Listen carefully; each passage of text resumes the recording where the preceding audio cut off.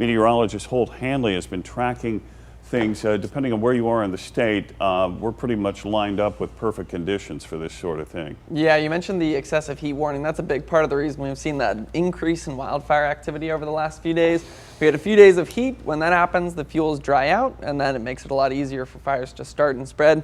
Key place that I've been watching is Southern California. There's 3 fires all within about 35 miles of each other: bridge fire, line fire, and airport fire.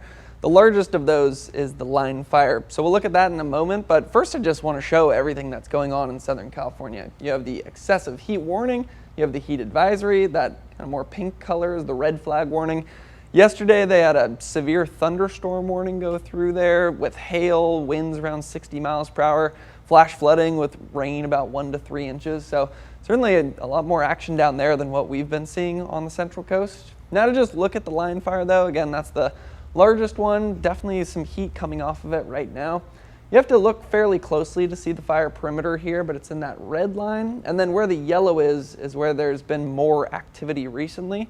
It does look like it's the northern and eastern sides of the fire that have seen the most growth over the last 24 hours.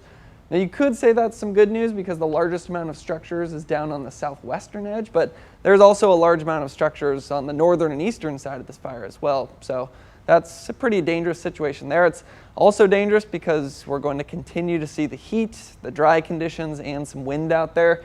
This is the forecast for the line fire tomorrow afternoon.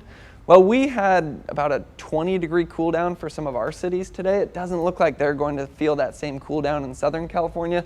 Still 94 relative humidity, incredibly dry, 16%. And then they still have those strong winds, it looks like, coming from the southwest. So that will try to push the fire further to the northeast. So keeping a close eye on that one, as well as our weather forecast. We'll see some changes. All of the details on that in just a moment.